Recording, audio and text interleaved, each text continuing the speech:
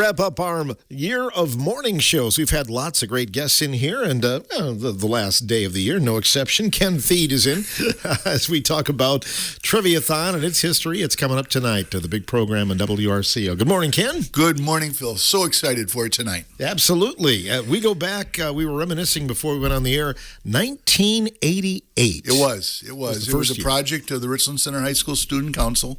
I still remember the very first year. Of course, you got to remember, Apple IIe's was the only real resource we had back then for computers. And literally, we kept on a spreadsheet, handwritten, and it was a poster board. And that's how we kept score. We didn't have the aid of computers. And Ron Donahoe's son, Kelly, who is now out in Seattle, was into computers. And he said, I can write a program for that. And we used that the first 2 years, and then a young man by the name of John Basarich, his dad was a dentist here in town, upgraded it, and then really a lot of credit to David Turk, who we were using two Apple IIe's, and we were cross-referencing. Well, David simplified things and really made it usable here at the radio station. I remember one time when it crashed a little bit. When that's one of the great behind-the-scenes stories. But you always had manual tabulators. Yes, sir, we did. And you had students that were like, oh, why do we have to do this? Well, all of a sudden that night, they got thrown into action. There was some anal retention at that point because nobody thought it would be important. And the two people, I have to give them credit, it was Carrie Keller and Ryan Keller, were at the table. And I want to say, what was it, about 2 hours in, and the computer crashed. Yes. You remember this? Oh, yeah. And I said, okay, you guys are on for the next hour. And it was like their eyes went wide open, and there was the old crap syndrome, and they literally was just into it, and to their credit, kept up. We had over 50 teams, and if you can imagine two people keeping track of 50 teams in a 10-minute span, that was very demanding manually to do that. And so whether they remember it or not, and I hope they're listening, if they are, they should have some memories of that. Indeed. Well, and then they did catch up, and Dave did get it figured out, and Yep. I think it was just maybe an apostrophe or something like that. Whatever it was, it was a glitch in the program. It was a glitch. But I do recall how frantically we actually had two students, one handing him the sheets and the other one classifying the sheets, and Dave was just rapping away, probably faster than Adam Hess on Saturday morning. Yeah. And he was sweating. I remember Dave was sweating, so that was part of the humor behind the scenes. That's where we get to enjoy Triviathon is what happens here at the radio station. I always wanted to be sitting at home and wondering what was going on in some of these living rooms that were playing or participating, and really you can have a nice family or a group of friends over, a good experience. That's what people are doing tonight, I hope. I hope so too. I remember some of the first questions too, and it wasn't on New Year's Eve. It was a student council related thing. We did it during the week between Christmas and New Year's, but they were literally writing the questions in the back studio from Time Magazine or Newsweek or whatever it was, and handing it to me to ask. Yes, no, you're absolutely right. Yeah, it was written as we go on the fly. And the other thing about that, the questions had a variety of different categories, and then, of course, the caller could pick the next category. Yes. And there was a control to getting that first call through, not indifferent to now when you have your trivia here on the radio, to get through on the phone lines was a challenge. I don't think we ever fried the phone lines, but I do know that they did have some concern. And we had 3 lines coming in because you had the weather line and you had the 4155. But the idea of just enough phone jacks. I do remember the old studio and Ron having laid out like 27,000 cords across the floor. How he kept track of those, Ron, if you're listening, I don't know. I thought it was amazing. And having everything set up to come in on this number, it was all ready to go. Wait for the light to come on. Got it down to a science, I think, after he was, a while. Oh, yeah, it was almost routine. But another memory I have of the old days was we used up all of our phone lines. Bill Twining was trying to call in from Bi-State Wrestling to do reports because that was on the same day. And then we had the trouble line. We converted that from the Jones Chevrolet weather line. That's right. So you had to call that. So, and we had Brian Kennedy manning that. And when somebody would call, he'd be like, do you want the weather or do you want... And if they did, he'd read them the weather. Well, I've got to go there too. There was 2 calls. One of them I remember well where they called in an obituary. Oh, sure. And one of the students answered and said, "What do I do?" I said, "Let's transfer that one to Phil or Ron." And they wanted to do an obituary for the next week, respectfully.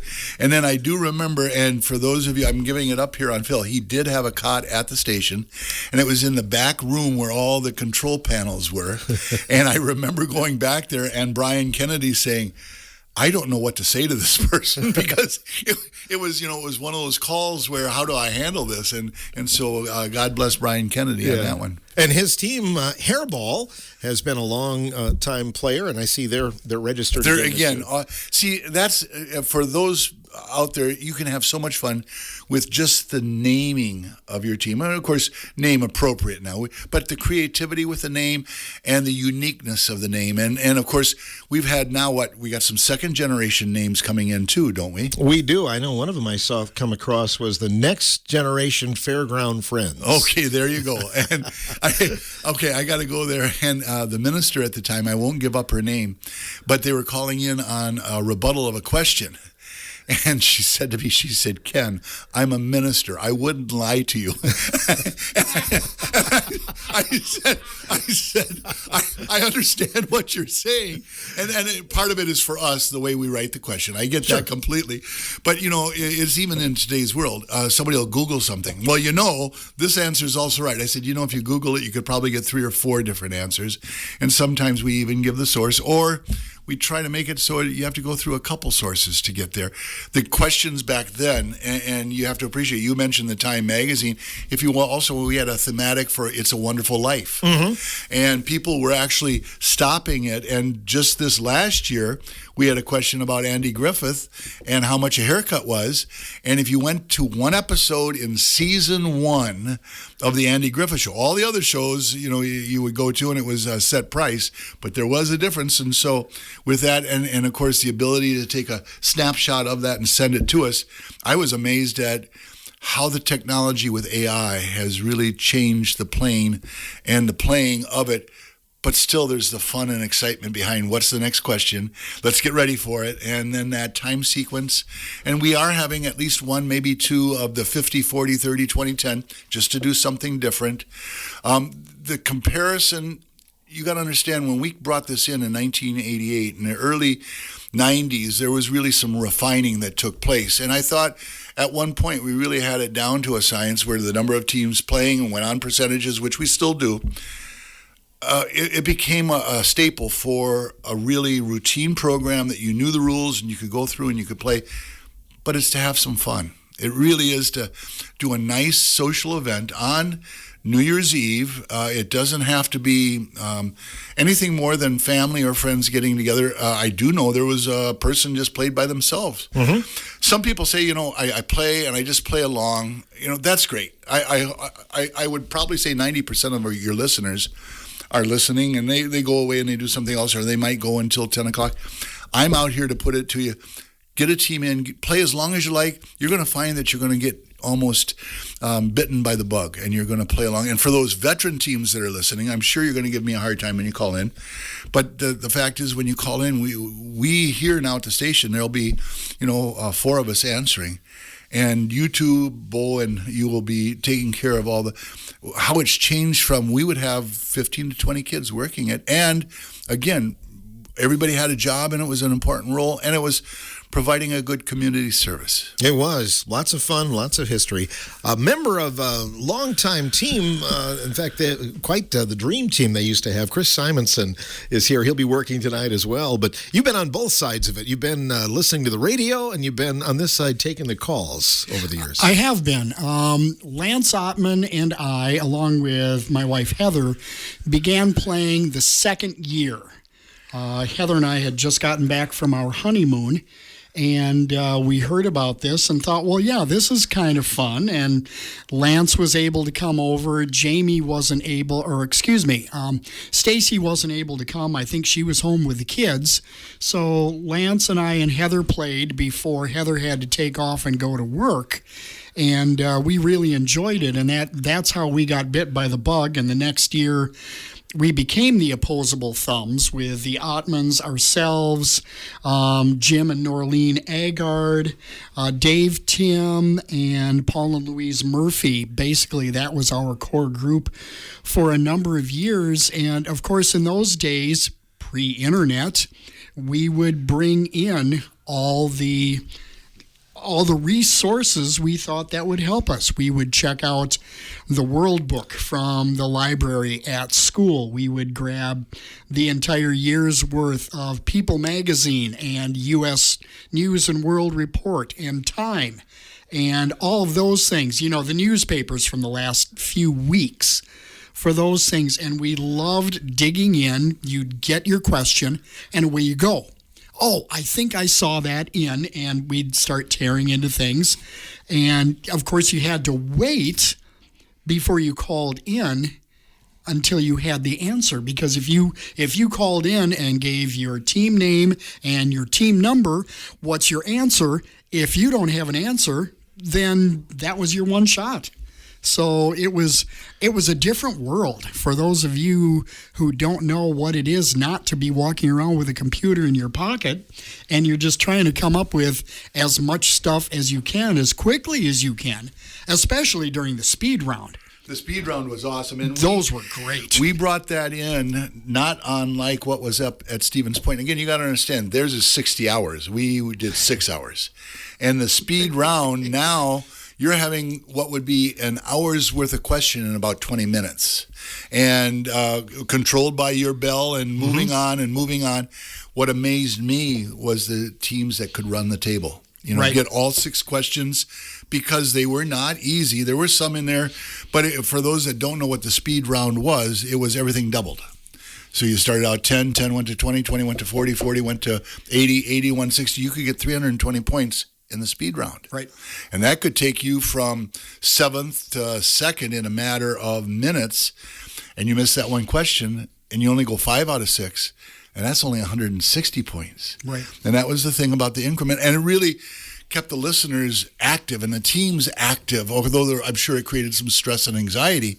Just that speed round and how quickly you'd go through that, because there's usually a couple songs in between, and a lot of credit to you, Phil. You always tie in a song that's, shall we say, appropriate to the question. And I think you have fun doing that with your music side. Really do. You do, yeah. And some of the questions, the one that comes back to mind, it was early on, and the teachers were writing the questions originally. And he just passed away, so I need to humbly say, Tom Trapon. And his question was the PSI of a tire. And people actually went out to their car with a flashlight and were shining a flashlight on the tire. And the correct answer was 32 PSI. But of course, that's debatable. And even in today's world, depending on what type of tires you have and size of tires, there is no generic answer for that.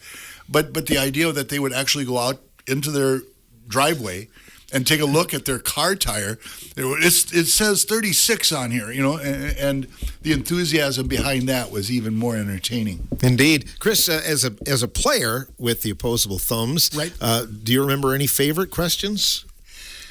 Favorites, no. Frustrating ones, yes.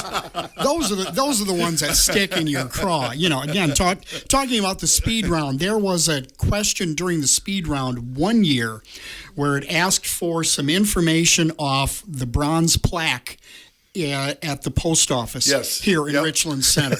And playing in our living room in Blue River and having one song to come up with an answer, we just stared at one another and said, seriously? And we had a good idea of the teams that were close enough that could drive there, call, so those we remember.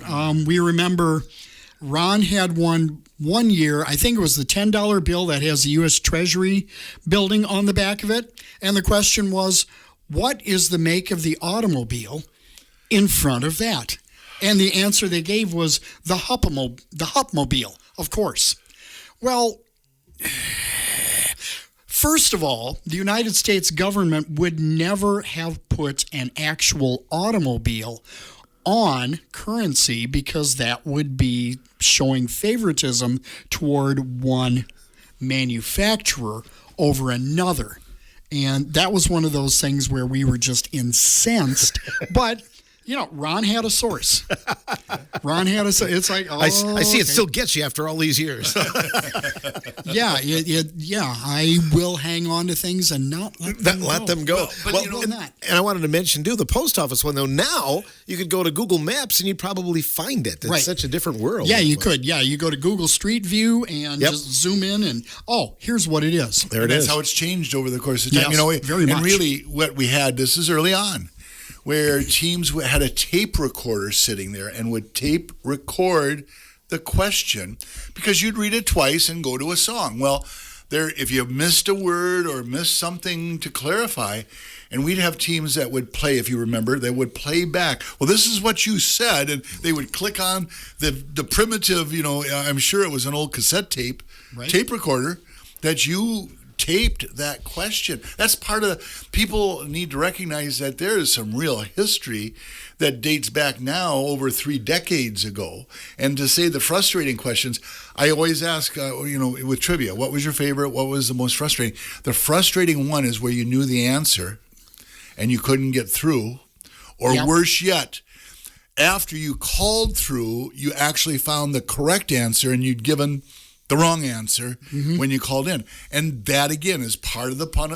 It's the fun of playing. It's part of the whole trivia story, Yeah, you're right. There were a number of times where our team would come up with, half of us think it's this and half of it's, or Paul Murphy would say, no, I'm pretty sure it's that. And we would overrule him and come to find out, Paul was right. and more often that happened, once or twice every year, it seemed like. But, Hopefully this still happens, but, the chance to phone a friend, yes. I think that was always fun. And I remember, some stalwarts in the community, that got a lot of phone calls. Marge Wallace was one. My Uncle Frank Stafford was one. He would get calls. I think you guys might have called him from time to time. Yep, we did. And I recall a question that we were asking about old school mascots. And one of them was the mascot for Spring Green High School, which was, I believe, the Shamrocks. The Shamrock, yep. But Ted Lenz in Spring Green told me that he got like 30 calls that night. Yep. Yeah, I remember calling Logie Swinehart for something one year, and I don't remember if it was for Avoca or whether it was for Highland, because we knew that Avoca had played Highland. So, odd. And all this trivia comes back to part of the enjoyment of the evening. And if you're able to participate, that's really, truly the joy. And the fact is, you're in your own living room. A couple teams would actually play together, but you have to be cautious because you hit it on the head, Chris. You can only call in once. If you call in second time, it voids both of them. And so the idea being a second call will do you in. And I do know where 2 or 3 people have their phones going to see who can get through first. And that's part of the technology with the phone side of it, where you go to the redial. Well, that's changing the whole landscape of everything. But that's part of the history. Lots of favorites over the years. That's true. And so we've gone to, I guess there are quite a few with a little bit of a local slant, and not all of them. I mean, and I would say there are some softball lobs in there too that you can find fast, but you need some of those too. You don't want to miss those. Those, that's the key. And then the comeback is realize if it's a softball lob and 95% of the people are getting it, it's only going to be a 10-pointer. So if you do miss it, that isn't where the opposite, if you're 1 or 2 of the people that get that one question right, that changes the whole landscape of everything too. Lots of fun and lots of landmark questions. I remember the one of my favorites is the name that's painted on the tank at Cazenovia by the American Legion. And now you can probably find that one pretty easy. And I think somebody did Google that, but found it. But it is Rosebud 2, I think is what it is. Okay. Yeah. Early on, and if I mention it, you're going to know right away, Phil. And it was actually about James Bond. And Ian Fleming's James Bond. And, of course, there's parodies that are produced. And the one in this case would be David Niven in Casino Royale. Right. And when you're talking about how many people played James Bond. Of course, that's part of the trivia. And you had to, we didn't say Ian Fleming's James Bond. We said James Bond. Well, that's where in writing the question, we try to write a question that's not infallible, but you want to have a question that's clear, concise, and something straightforward. I remember the question, and it was very confusing, as you said. Only 2 teams got it right. But the fact was, as it came about, we had to toss the question out because of the source and what was there. Why do I mention that? Because we make mistakes too, but I think part of the fun of it is just participating. Mm-hmm. You bet. Looking at the time tonight, 6 to midnight. It seems like it's a long time, Chris, but in between questions, sometimes if you're sweating it out, it doesn't seem like it's that long or it's long enough, right? Yeah, you're right. And it's a different game now than what it was, when you didn't have the internet and all you had were printed resources or phoning a friend or trying to pull something out of your head from that you learned in history class. Oh, the Gadsden Purchase, for example, those kind of things. But now, depending upon how quickly you can find it, then if your person gets through, you're good to go. Oh, I can go get some more snacks for my plate. I can finally go to the bathroom because none of you people have been able to handle this without me. But we've called in. It's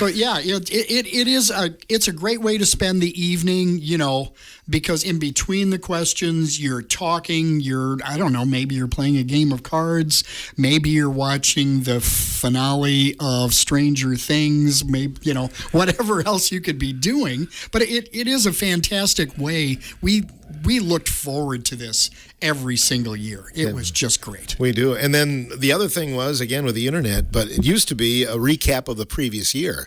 But, we'd say, like, who was Time Magazine's Man of the Year? Yeah. Now, how fast you could find that answer? Probably you'd already have it. That's part of that softball lob, too, that you mentioned. Yeah. And I think that's, with the questions themselves, the local flair brings in a lot, but it isn't just Richland Center. It's the surrounding area. And I think even people have asked for Wisconsin history questions or Richland County questions because that's become a more popular category for trivia. And I think as you bring in, because you can go through your math, science, English, history, you can go through the TVs and movies and board games and game shows and everything that would be a part of how silent trivia became part of the high school one and much different and a part of that. This one really presents that social atmosphere that you can go about. Right. One of my favorites last year was the question about George Webb, and the question was about his name is mentioned on nearly every Milwaukee Brewer broadcast, and he's born in the area, Richland County or whatever, and a lot of people were guessing Ryan Duran because that would make sense, but it was really hard to find in Google that George Webb, famous for the George Webb hamburgers in Milwaukee, was born in Cazenovia. Well, I think you bring up a good point, too, for the teams that are going to play tonight or anybody that plays. Call in an answer. We hope it's somewhat legitimate and somewhere not too off base, but sometimes you can actually, in a reasonable guess or narrow it down to 2 choices, that you still call in because the way the scoring goes about, it's the number of teams playing. It isn't the number of teams that call in. So to call in an answer near the end of it, even to get through and give a good guess at the answer, and teams have pulled it out of their hat, so to speak, as you said, Chris, right. That you last minute you get it. Well, get through and call in. If you're playing tonight, that's part of the fun. I know I have a friend who says, well, I just play along and I keep my own score. I said, you're missing out on one thing, and that's the challenge of getting through on the phone lines. Mm-hmm. And that in and of itself is part of Triviathon and part of playing and part of participating. So if you say, well, I'm just going to play along at home, okay, great. First of all, thank you for listening. But part of that fun of the Triviathon mystique is getting through on the phone lines, and then in between, go get a snack or use the restroom or whatever it is. But as soon as the next question's coming up, everybody is attentive to the question or who's the expert that we're going to ask for help on this one. We usually repeat them somewhere about halfway through. By Right. that point, a lot of people have answered, but in case, and I think sometimes that's for the people that are playing at home. Like, what was that question? And get a chance to hear what we're working on. It's much more intimate here at the radio station now with what we have, and what was the old station down, 211 Bowman Drive. And then, of course, we can't forget the flood year, and when we did it in what is now Wallace, Cooper, and Elliott. And that was very compact, but we still had a full program. What we're doing now is, you're looking at really 6 people that are taking care of the whole realm of what's happening here in the station. Mm-hmm. Yeah, it is a little bit different. I forgot that year down at the Wallace, Cooper, and Elliott building. And a good memory with that, because really resourceful. And made use of space. I remember 2 tables side by side and people on each side of the table working it through. I have to share the one, I mentioned it to you before we went on the air, where the transmitter went down. And what do we do? And Ron says, oh my God. I said, well, I've got a 4-wheel drive. He goes, you do? I said, yeah. So we jumped in my truck and put it in 4-wheel drive up the hill. I mean, it was like up Mount Crumpet. Yes, it was. Okay. And if you've never been up there, folks, you can take a look at it. And there's trails there. Miners Trail, I think, is up near that. And Ron, if you're listening, I swear to God, you pulled out a gum wrapper from Wrigley's and wrapped it around the wire, and it connected and called back. And yep, we're up and running. We're going to start up again in 10 minutes. And we came down the hill. I should say slid down the hill, because it was weather that was meant to be inside and play inside. So those little things behind the scenes really make for the entertainment too. Yeah, that was right at the end of the night too. It was like the last. It may have been during the speed round. But I anyway. think. Well, we extended it. It was like 12:20 when we got extended done that it. year. But we try to count down to midnight every year in Auld Lang Syne. Then that's when we wrap it up. And that's and I heard you say it this morning. You're going to open the station and close the station tonight with maybe a nap in between. We'll work on that a little later. Okay. Good choice. Good choice. We'll be back with more on the morning show coming up in just a moment. Every child deserves a fair shot at a bright future. That's why Save the Children Head Start administers Head Start programs in rural America. We leveled the playing field early, helping children start school strong, stay strong, and unlock their full potential.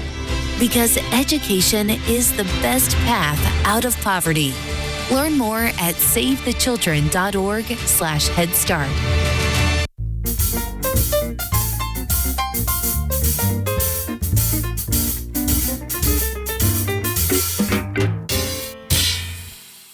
Now we're officially back on the morning show. I'm Phil Nee, and glad to have you in as we cap off our 2025 shows with a couple of guys that are just full of trivia knowledge. Ken Thied and Chris Simonson. Well, we're full of something. Right, exactly. Yeah, keep it clean. One caller calling, and this has been the burning question all year after Henry Bray, kind of shortchanged me on the Andy Griffith quiz. But Aunt B's question about kerosene pickles, if that is what she is best known for her recipes. I think the greater part of America will agree it's apple pie. Apple pie. And I think you can go a step further. That show was not about her. It was her favorite recipe for pickles. It wasn't her all-time best. And if you watch the episode, if you remember the neighbor, she wins it. And, of course, that was where Andy and Barney are eating pickles out of their ears and so tired they're hiding them wherever they can. It wasn't about that. I think you can find more episodes of apple pie in it. And the quality of that was her specialty. And I think, as America wants to know, I think 99.9% will agree it is apple pie. Should have been a fridge hanger. Any thoughts on that, Chris? I agree wholeheartedly. Yeah, thank you.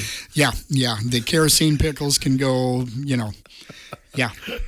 And I'll put it to you very simply. If you had a choice between one or the other, which one would you want to eat? Apple pie. Apple pie. Sure. Apple pie. So that's the factor that settles it. It was an episode. I will I will agree with you, and it was at the fair, and it was competition. But no, her apple pie would be slam dunk. Yeah. Thank you. I should have had a fridge hanger in that one, but at least we're able to clear it out on the last day of the year. There we go. There we go.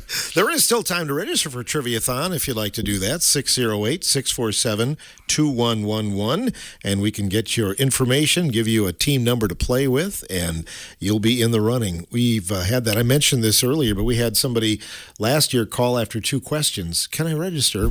And, of course, we let them. You know, they were 2 questions behind, but it was all about including them and having If fun. you're making plans now, let's try to do it during the afternoon. Yeah. You get in. That way you're comfortable. You got your team name, you got your team number, you got everything settled in, and then there isn't that rush right before. So if you can make that call, before 5 o'clock, that gives even an hour. And then we also set up our scoring based on that too. So if you are a part of that, that's important for the tabulation side of it. Chris, you'll be answering the phones tonight. And I will. Again, that's something that you didn't do before, but this is I guess something you enjoy, right? Yeah, of course it is. Yeah, I like to hear the answers. I like to hear the team names. After a while, I recognize the voices of people calling in. Oh, this is Sarah Pleckelman that I'm talking to tonight. So yeah, no, that's fun. I just hope that I get things in the right order, because there were times when I would ask for the team name before I would ask for the team number, and I think we ask for the number first, right? It's a combination of 3. You'll do the team number, team name, and then your answer. Yep, that's it. Those 3 questions. 3, sir. Yeah, those 3 questions. And that's a part of it too. That call in and it all takes place. It becomes routine, but it's not mundane. Yeah. Right. And the other thing I will say is make sure, if you're calling on a cell phone, make sure you got good connection. Maybe if you have to stand on 1 foot by the bay window or something. But that's right. Another problem sometimes, where somebody calls and they get cut off before they can give the answer, Chris. Yep. Right. Yep. We've had it happen. We've had it happen. I come back to the simple line, and I heard you mentioning it with Henry this morning. It's for fun. There's no prize other than pride. Right. The recap always I enjoy the next day, and you do bring back even for the highlights through the weekend. Just the reading off of the team names and the whole idea of the participation from that evening. The only thing that can top that is Bill Twining's report from Bi-State, I think. Well, he got that in this morning, so we don't did have a good to, job. Yeah. So we're good. Yep. We don't have to try to fit him in. I wanted to salute ID 10Ts. They were the first team to register this year. And there's a little history there. So for those people that don't know, if you're a novice at best, you need to write that out to figure out really how they came up with the team name. And we deemed that appropriate, and we're looking for appropriate team names. And I guess I would ask, how did you come up with your team name with the crew that you had? Opposable Thumbs? Yeah. I don't remember. It was some reference that was in a TV show at some point or something like that, and where the character said, well, yeah, of course we're better because we have opposable thumbs.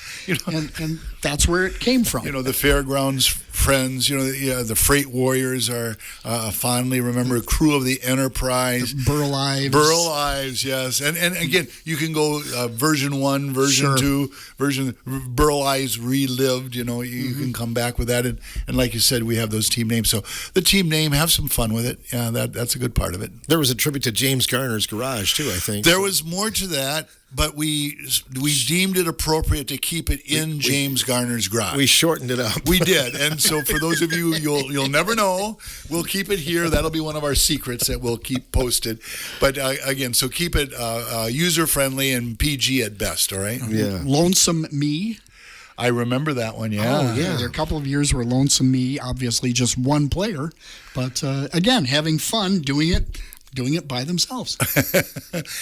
Triviathon is a community service. It really is. And again, the music that goes along with it, the questions, the script, as we have it, that's from the inner workings of the station here, just setting up the script. And thank you, Phil, for doing that. You take in a lot of different sources and a lot of information, but I think you have fun doing that, don't you? Getting the script ready? Absolutely do. Yeah, and the sequence of the questions, there's no rhyme or reason to it. I think that's a big part of it. It's random. It's truly random.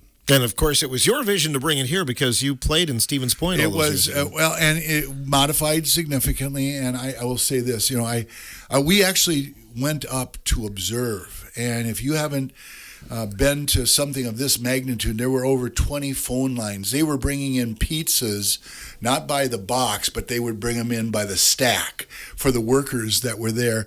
We had an actual crew that went up to UW-Stevens Point, and a shout out to Darren Gunderson, because I believe he rode with us, because I believe he had a wrestling tournament up there or something to that regard, and traveled with us to Stevens Point to observe. So for the students, that was a little bit of a privilege. I know it's not indifferent to with the plays or with music. The Eau Claire Jazz Fest is the one I think of that Randy always did. Right. The idea of there's a certain background reward. UW Stevens Point was internationally known. Thousands of teams. I have to I continue to give this, but it was my senior year in college, and I'm asleep. I'm sleeping on the couch. Here's your question. We all remember the movie The Shining, and we remember Jack Nicholson, and as he comes through the door with a baseball bat saying, "Here's Johnny." The question was, what was the name of the player on the bat? Excellent question. That is a good question. Great question. And the reason I recall that, because people had developed with their Apple IIes, the Burroughs 2900 would fill a whole 10 by 20 classroom, the computer at that time. People had developed their files and they had their booklets. And I'm going to say it. If you still have some resource booklets sitting around, wouldn't hurt to have them handy. Just a simple blue book, or if you got a few magazines from the last year, even a couple observers might help out on a question or two. That idea of saying, "Oh, I think it is," or you have a way of, because Google is there. But you got to realize there's some softball lobs, but there's a couple questions you'd have to agree, Phil. You've set up that cannot be Googled. And you have to find maybe the first answer to get the answer we're looking for as well. That's even better. It is. A trail leading to. We had a few of those last year. There was one on Merrill Brunson and his shooting percentage when he played over in England. Well, that in and of itself is trivial. And, of course, we have a local personality that's a part of that. I enjoyed that question. What was the answer to the baseball bat question, by the way? Do you remember? Oh, boy. I honestly, now, so for trivia tonight, we will have ready the answer for The Shining. And you can narrow it down to a certain degree of, there's probably about a half dozen names, from Hank Aaron to Willie Mays to Johnny Bench, the common wood baseball bats back in that era. Mm-hmm. And I see Chris Simonson getting ready to Google that right now. Looking it up. Yeah, he might be doing that. And now if you can't Google it, again, you can probably go right to that point in the movie and that's what people zoom it in. That was, again, I got to throw out a memory. It's a Wonderful Life. And all the things that took place in that. Now I would think there's two classics that my daughters have all the lines memorized to. Christmas Vacation. Tell me you don't have that as a part or a staple for your holiday season. And The Grinch. Now, is it the original Grinch or is it the one with Jim Carrey? But those are movies that are regularly watched. A Christmas Story I'm not as big a fan of, but that can also be a part of your holiday season, if you will.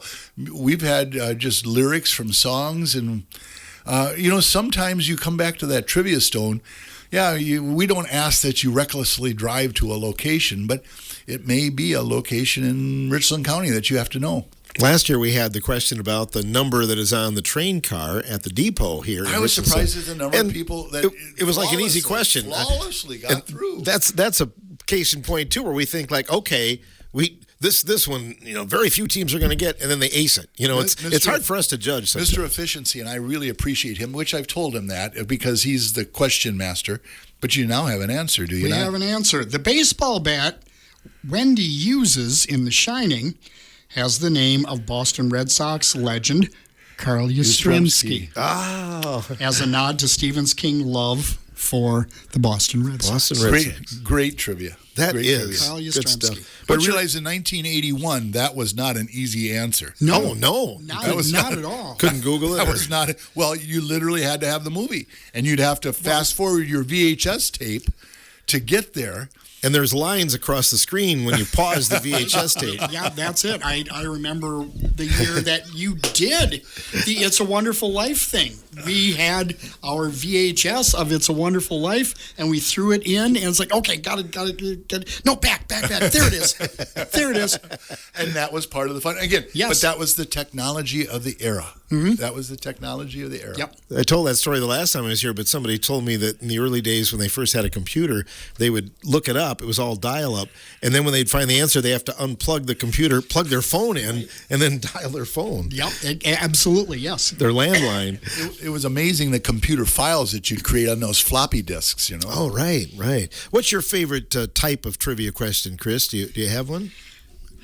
I usually entertainment of some sort, whether it's music or movies or television. Those are the ones that I tend to go toward, I would say. When you played Trivial Pursuit back in the day, you were probably like me. You got the little piece of pie, and then you struggle with geography and some of the other ones. Geography. Why geography? Yes. One of my first tournaments, I taught a year in Owatonna, Minnesota before I came back home, and they had a Trivial Pursuit tournament there. I was on a team. We ultimately ended up finishing second, but the members of my team each took a category and memorized the answers on all the cards. My goodness. We took the time to do that, and for the finals, they dug out the newest set, the maroon-colored set of Trivial Pursuit, and it's like, here we go. So, but yeah, that was my first foray into real trivia contests. I think it's having that specialist. You know, you'd think for me a favorite question would either be sports or history related. It's not. It's pop culture. The decade of the 90s, for example. And it's interesting from youth to it's intergenerational. The idea that you have somebody that would, I remember that. Well, that happened in 1974. You know, and to remember that, obviously, the last two decades, the 2000s, a lot of the younger people would play, but and some of the older people may not recognize the answer, even though it's relatively new. That intergenerational, whether it be movies or television or Beanie Babies or American Doll or whatever it might be. No doubt. Right, yeah. Yeah, you're right. I remember as we went on through the years, we would drag Lyric along with us, and the Ottmans would bring Jamie and Jennifer, and Jim and Norleen would bring Emerson along. So you'd get those one or two questions about, Teenage Mutant Ninja Turtles or something like that, and it's, hey, who is... Really?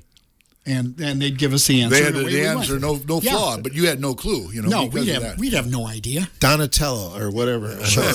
Let's Raphael. Let's go with Donatello. Why not? Yeah, it does pay to have somebody of all ages, maybe. Yes. And of all expertises. Absolutely. You want it's like a really good cabinet for a leader. You want the best in everything. Or somebody you can call or text real quickly. Right. Number that we'll use all night is going to be 647-2111, and they can call and register on that one as well. Is that correct? That is correct. And also you can text us if you have an issue or whatever the case might be. And that text number is 608-647-4155 or through the Civic Media. I remember that classic number, too. So there you go. The two classic numbers for W. But you said for any rebuttals or questions, go through the 4155 number. Yeah. Texting it. To text it, and then we can get back to you. Great. Well, thanks for coming in, gentlemen. Thanks for having us. We'll see you tonight. Looking forward to it. Chris Simonson and Ken Thie, they'll be behind the scenes tonight. We want to pay tribute to our sponsors of this year's Triviathon, Cardinal Glass CG, Rockwell Automation, Harris Professional Painting, Jones Chevrolet, Walsh's Ace, Napa Auto and Truck Parts, TKO Barbecue, Pratt Funeral and Cremation Service, Sunshine and Giggles, Creative Outlet, Larson Collision and Paint, Computer Doctors, Kickapoo Creekside, Kickapoo Quick Stop, Galaxy Skate Center, Christie's Sunnyside Bakery and Cafe, and Benson Insurance. The fun begins tonight at 6 o'clock right here on WRCO.